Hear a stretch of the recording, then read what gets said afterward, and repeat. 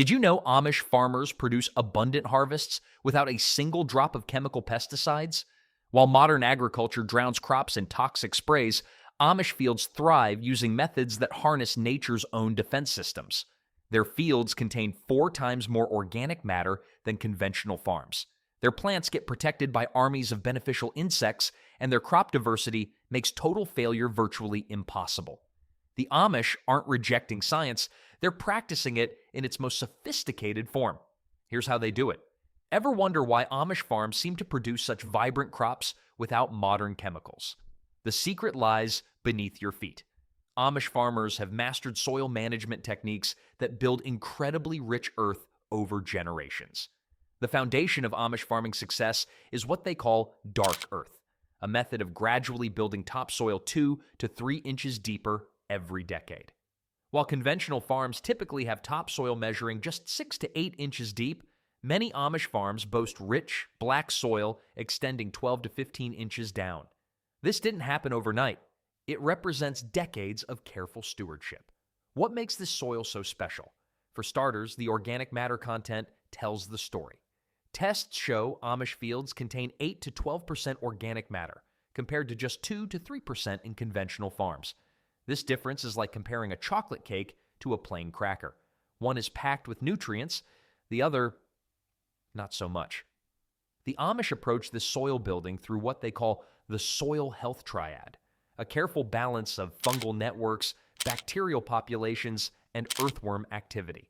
These 3 elements work together like a well-rehearsed orchestra, each playing their part in creating rich soil. Speaking of earthworms, they're the unsung heroes of Amish farming. A healthy Amish field will have 25 to 30 worms per cubic foot of soil. These tireless workers aerate the soil, break down organic matter, and leave behind castings rich in nutrients. As one Amish farmer puts it, the earthworms are our most important livestock, and we don't even have to feed them. Companion planting forms another cornerstone of their approach. Instead of growing single crops in isolation, Amish farmers plant mutually beneficial crops side by side. Corn might grow alongside beans, which fix nitrogen in the soil, while squash spreads along the ground, suppressing weeds and retaining moisture. This ancient technique creates a mini ecosystem where each plant helps the others thrive, kind of like a retirement community where everyone actually brings a different dish to the potluck. What's particularly remarkable about these techniques is their simplicity. No fancy equipment, no expensive inputs, just generations of careful observation and working with nature rather than against it. The results speak for themselves in the form of resilient crops that largely resist pests and disease without chemical intervention. But having rich soil is only the first step in a much larger dance with nature, one where timing can make all the difference between abundance and scarcity. You might check your phone for the weather forecast, but Amish farmers read the signs written across the landscape. Their ability to time planting perfectly stems from observing 17 specific natural indicators that predict frost and optimal growing conditions. The 3 Kings method guides their early planting schedule. Count 72 days after January 6th, Epiphany, and that's when cold weather crops like peas and lettuce go into the ground. This timing aligns with nature's rhythms rather than fixed calendar dates. Trees themselves announce when it's time for certain crops. Oak leaves reaching squirrel ear size, about 1 inch long, signal that soil temperatures have hit 55 degrees, perfect for planting tomatoes and peppers. No thermometers needed when oak trees serve as your temperature gauge. Moon phases guide planting decisions too, and there's practical wisdom in this approach. Root crops go into the ground during the waning moon, when gravitational pull encourages downward growth. Above-ground crops like corn get planted during the waxing moon, when increasing moonlight promotes upward growth. Some modern farmers laugh at this moon business until they realize their high-tech equipment costs more than a small house, and the Amish farmer's Moon app comes completely free of charge. The Amish create their own microclimates by positioning windbreaks strategically around fields. These barriers generate temperature differences of 3 to 5 degrees, like having different growing zones within the same farm. In early spring or late fall, those few degrees can mean the difference between harvest and frost damage. A skilled farmer can walk their land at dawn, noting how dew forms on grass, watching bird behavior, and observing cloud patterns. When chimney smoke falls instead of rises, expect frost by morning, goes one traditional saying. These folklore-based predictions might seem quaint, but they're surprisingly accurate. By working with these natural rhythms instead of fighting against them, Amish farmers rarely need chemical interventions. Their crops grow at the right time in the right conditions. A simple approach that works remarkably well, proving that sometimes the old ways are the smartest ways. But growing at the right time is only effective if you have enough water. And managing this precious resource without modern technology requires its own set of clever solutions. Water shortages? Not a major concern on Amish farms. Their water management systems work so well they can often thrive even during dry spells that leave conventional farms desperate for rain. The backbone of Amish water conservation starts with something called swale and berm systems. These are essentially shallow ditches, swales about 18 inches deep, dug along the natural contour lines of sloped land every 30 feet. The soil removed from digging creates slightly raised areas, berms, on the downhill side. When rain falls, instead of running off the land and taking precious topsoil with it, the water gets trapped in these swales. It then slowly seeps into the ground, creating underground water reserves that crops can tap into for weeks after a rainfall. Keyline design takes this approach a step further. Amish farmers position their water catchment systems 1 to 2 degrees off the natural contour of the land. This slight angle allows water to move slowly across the landscape, distributing moisture evenly rather than collecting in low spots. It's like having a slow-motion irrigation system built into the land itself. The only product we'll ever promote on our channel is a book by Claude Davis, a veteran prepper, about 126 superfoods and preservation methods from crisis times like the Great Depression and wartime that are impossible to find elsewhere. We decided to promote his book because we are the last generation able to share these techniques and superfoods to our children or grandchildren. It would be a shame to see this information about highly nutritious foods and preservation methods to survive crises disappear. You can also find a book about herbal remedies from Nicole Apelian on their store. If you're watching this on TV, you can look up our channel, Frugal Solutions, on your phone or tablet and find the books by clicking the link in our channel description or any other video description. Harvesting rainwater becomes a mathematical equation on Amish farms. Each 1,000 square feet of roof collects 600 gallons of water during a 1-inch rainfall.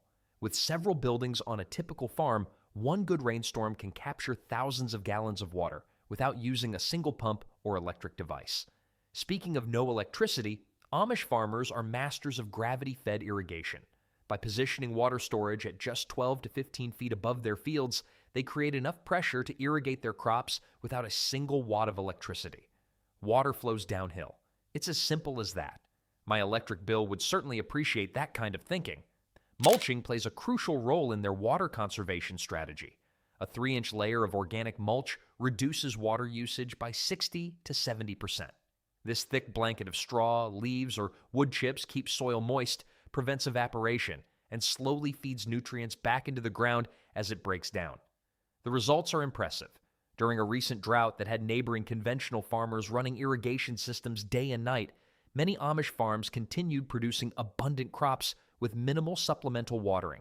Their fields had become like giant sponges, storing water during rainy periods and slowly releasing it during dry spells. But water management is only half the equation. The borders around Amish fields serve as more than just property lines. They're working parts of the farm ecosystem that protect crops in surprising ways. The edges of Amish farms don't just mark where one property ends and another begins. They're alive, buzzing, and working harder than most employees before their morning coffee. Take a closer look at an Amish farm boundary, and you'll find what's called a hedgerow system. These aren't simple hedges like the ones decorating suburban yards. These are carefully designed 12-foot multi-level plantings with 5 to 7 different species arranged in specific patterns. Each plant in this living fence has a job to do. Tall trees and shrubs create windbreaks that shield crops from damaging gusts. Research shows that an 8-foot tall border planting protects crops for a distance of 80 to 100 feet into the field. During harsh winter storms or hot summer winds, these natural shields can reduce plant stress dramatically. Crops growing in these protected zones often yield 20% more than those in exposed areas. Beehives appear at strategic intervals along these borders, typically 600 to 800 feet apart. This spacing isn't random. It's calculated for optimal pollination coverage across the entire farm. The bees don't know they're following an Amish master plan as they buzz from flower to flower, but their flight patterns have been carefully factored into the farm's design. Insect highways might sound like a joke, but they're real features on Amish farms. These are 15-inch wide wildflower strips planted every 150 feet through fields. They create corridors for beneficial insects to travel across the farm. Imagine tiny beetle and ladybug commuters with their own dedicated lanes. These highways ensure that helpful predators can quickly reach areas where pest populations are building up.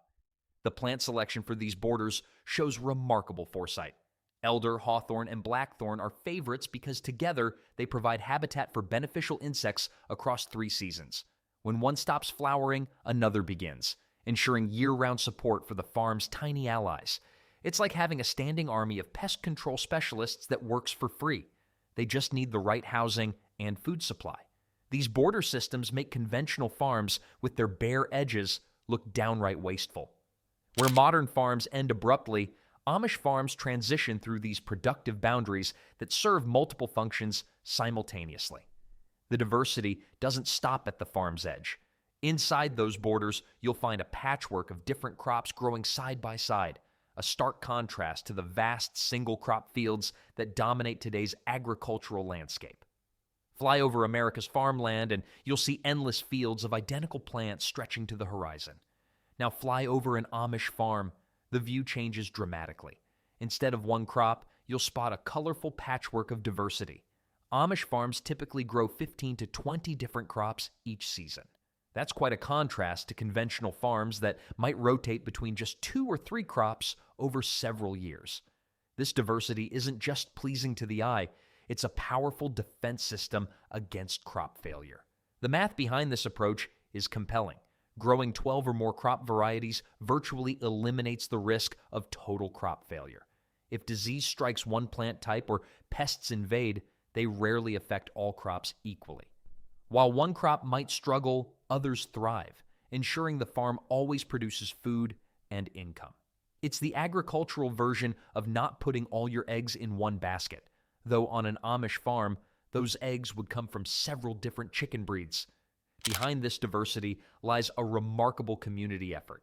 Across Lancaster County communities, Amish farmers maintain what amounts to a living seed vault containing over 1,200 vegetable varieties. Many of these plants have been passed down through generations, carefully selected for their performance in local conditions. These heirloom varieties often contain genetic traits that commercial seeds have lost: natural resistance to local pests and diseases, adaptation to regional climate patterns, and flavors that have stood the test of time. The fields themselves follow specific planting patterns. For every 3 rows of cash crops, you'll typically find 1 row of plants specifically chosen to repel pests.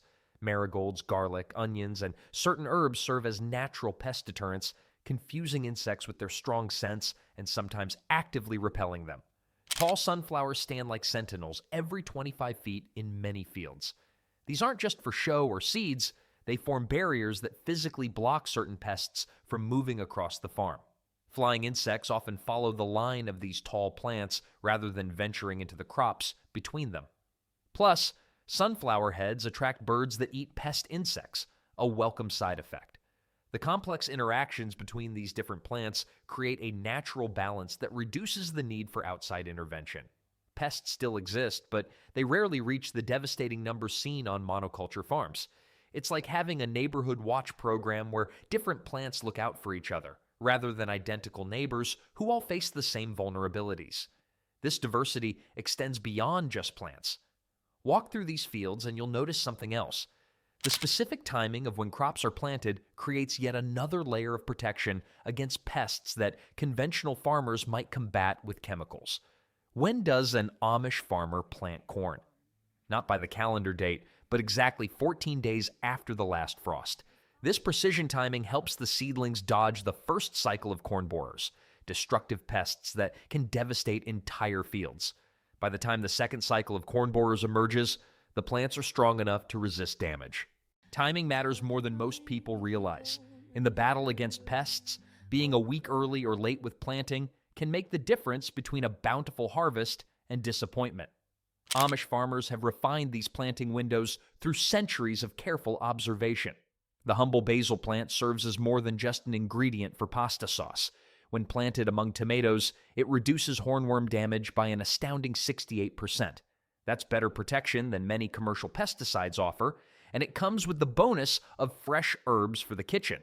You might say these plants are doing double duty, protecting their neighbors while preparing for a second career in Italian cuisine. Most people have heard of the three sisters, corn, beans, and squash planted together, but the Amish follow specific dimensions that maximize the benefits of this ancient technique. They create 12-inch mounds spaced 3 to 4 feet apart. Corn grows tall in the center, providing a natural trellis for beans, which in turn fix nitrogen in the soil, while squash spreads across the ground, suppressing weeds and retaining moisture. It's a perfect partnership where each plant contributes something the others need. The math of beneficial insects is fascinating. Just 7 ladybugs can clear all the aphids from an average cabbage plant in a few days. Instead of reaching for spray bottles filled with chemicals, Amish farmers create habitats that attract and support these natural pest controllers. It's like having a tiny air force of pest destroyers that work for free. Chickens play a strategic role too. Following a formula of 25 chickens per quarter acre, moved every 3 to 4 days, these birds provide targeted pest control exactly where it's needed. Their scratching and pecking unearths insect eggs and larvae that would otherwise develop into crop-destroying pests. As a bonus, they leave behind fertilizer precisely where it's most beneficial. The chickens seem to enjoy their work. They get fresh bugs to eat every few days as they're moved around the farm. As effective as these methods are on their own, they become even more powerful when combined with strategic livestock integration. The animals themselves become living tools in the pest management toolkit, providing a level of control that no spray can match. Animals on Amish farms aren't just for milk, eggs, and meat. They're walking pest control units with appetites for destructive bugs. The pasture rotation system forms the backbone of this approach. Grazing animals move to fresh paddocks every 24 to 48 hours, following a carefully planned schedule. This constant movement prevents any single area from being overgrazed while ensuring pests don't have time to establish permanent homes. Guinea fowl deserve special recognition in the pest management department. A team of 10 to 12 birds can clear an entire acre of ticks and grasshoppers. These spotted birds patrol farm areas with remarkable thoroughness, consuming pests that other animals avoid. Their appetite for ticks alone makes them invaluable for families who work outdoors all day. Dawn on an Amish farm often includes the duck patrol, releasing ducks to hunt for slugs when these pests are most active. A single duck consumes between 50 and 150 slugs daily. Multiply that by a small flock, and you've got serious slug control without a single chemical. These waddling workers seem particularly pleased with their assignment. It's like giving teenagers unlimited access to a buffet and calling it chores. Cattle hooves provide another unexpected benefit. The trampling action of 30 hooves, that's just 7 to 8 cows, compresses soil to an ideal 12 to 15% air capacity. This gentle compaction creates perfect growing conditions while crushing many ground-dwelling pests and their eggs. The timing of manure application shows the careful planning behind these systems. Amish farmers typically apply 8 to 10 tons of animal manure per acre, but always in fall rather than spring. This timing allows partial decomposition before the growing season, reducing the risk of burning plants while ensuring nutrients release gradually throughout the year. All these animal-based methods require close management and daily attention. There's no set-it-and-forget-it option when working with livestock. The effectiveness of these approaches depends largely on human hands that guide the entire system with remarkable efficiency. Human hands remain the primary tools on Amish farms, yet there's nothing haphazard about how this manual labor is applied. Timing, technique, and community cooperation transform what might seem like backbreaking work into remarkably efficient systems. The 2-week critical window for weed management exemplifies this approach. Amish farmers focus intense attention on fields when weeds are under 2 inches tall. At this early stage, weeds uproot easily and haven't yet begun competing seriously with crops. Addressing weeds during this brief window dramatically reduces the total labor needed throughout the growing season. Tool selection plays a crucial role in hand labor efficiency.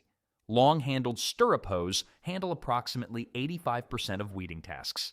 These specialized tools allow farmers to work standing upright, sliding just beneath the soil surface to slice weed roots while barely disturbing the topsoil. The right tool truly makes all the difference. Using a stirrup hoe instead of a conventional hoe can triple weeding efficiency. Manual weeding metrics tell an interesting story. 1 hour of targeted hand weeding equals the effectiveness of 3 gallons of herbicide. While chemical applications might seem faster initially, the long-term labor requirements often balance out when you consider the additional work needed to address herbicide-resistant weeds and soil problems that develop over time. Community cooperation transforms potentially overwhelming tasks into manageable work sessions. Work frolics bring together about 15 people who can hand weed 5 acres in a single day. These communal work events rotate between farms throughout the growing season. What might take a single farmer 2 weeks to accomplish alone happens in hours with many hands working together. These events often feel more like social gatherings than labor, complete with shared meals and plenty of conversation. The physical benefits of this manual approach are substantial. Amish farming activities burn between 2,500 and 3,000 calories daily, compared to 1,800 to 2,200 for average Americans. It's the original CrossFit program, functional fitness with actual food production as the reward. This constant physical activity contributes to the generally robust health observed in Amish communities. Despite all these preventive measures and efficient labor systems, pests sometimes gain the upper hand. Even the best-managed farms occasionally face challenges that require special recovery approaches. The difference lies in how Amish farmers respond when things don't go according to plan. Pests got you down? The Amish stay calm because they expect things to go wrong sometimes. They follow what's called the 1/3 rule, planning for about 1/3 of production to be lost to pests or weather each year. This realistic approach means they're never caught completely off guard when problems arise. What happens when cucumber beetles decimate the squash or tomato hornworms show up in force? Amish farmers immediately turn to their secondary planting schedule. This backup plan includes fast-growing replacement crops like 45-day turnips and 30-day radishes that can quickly fill gaps in the harvest calendar. While the original crop might be lost, something will still be harvested from that space before the season ends. The community provides a safety net that no insurance policy can match. Groups of 10 to 15 families typically pool resources to offset individual farm losses. If one farm loses its tomato crop to blight, other families share their surplus. This informal crop insurance means no single family bears the full burden of a failed crop. When insects damage produce, Amish kitchens kick into high gear. Slightly damaged tomatoes become sauce, bruised apples turn into cider, and imperfect cucumbers transform into pickles. Most Amish families preserve food in 7 different ways: canning, drying, freezing, fermenting, smoking, curing, and root cellaring. This diverse preservation approach means very little food goes to waste, even when it's not picture perfect. The imperfect produce market provides another outlet for crops that don't meet conventional beauty standards. Cosmetically damaged vegetables, the ones with funny shapes or minor blemishes, sell at 40 to 60% discounts. Customers who care more about taste and nutrition than appearance get bargains, and farmers still make income from what might otherwise be wasted. It's like a dating service for a product that doesn't look like it belongs on a magazine cover. These recovery strategies don't just manage crises, they create resilience. By planning for problems and having multiple backup systems in place, Amish farms bounce back quickly from setbacks that might devastate conventional operations. The beauty of these time-tested approaches is that many can be adapted for modern farms without requiring a complete lifestyle change. Can modern farmers learn from Amish methods?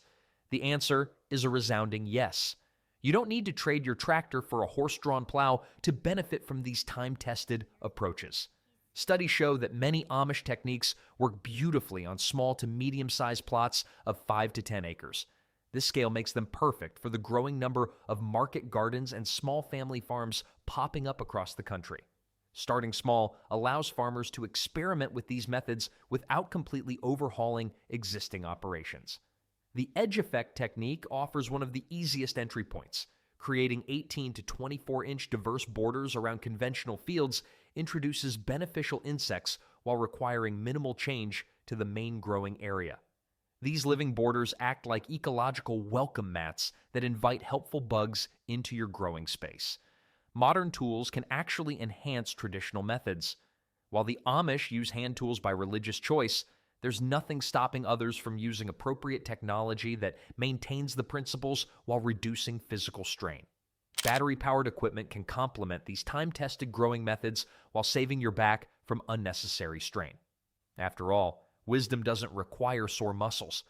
Research findings support this blended approach. A University of Cornell study found a 15 to 25% yield increase when combining modern and Amish methods. The study specifically looked at farms that maintain soil health practices, diverse plantings, and natural borders while selectively using modern technology for tasks like irrigation and harvesting. These practices aren't limited to North America. Similar techniques appear in Japan's Satoyama farming systems and France's bocage approaches. Across cultures and continents, farmers have developed remarkably similar solutions when working closely with natural systems. What makes these methods particularly valuable today is their resilience in the face of changing weather patterns. The diverse plantings, water conservation strategies, and soil building techniques that define Amish farming create systems that can better withstand both drought and flooding, increasingly common challenges for farmers everywhere. The most powerful lesson might be the mindset behind these practices, viewing the farm as an interconnected system rather than a collection of separate problems to solve. In a world of quick fixes and chemical solutions, the Amish approach to farming reminds us that sometimes the old ways are the smartest ways. By working with nature rather than against it, we can grow food that nourishes both people and the planet.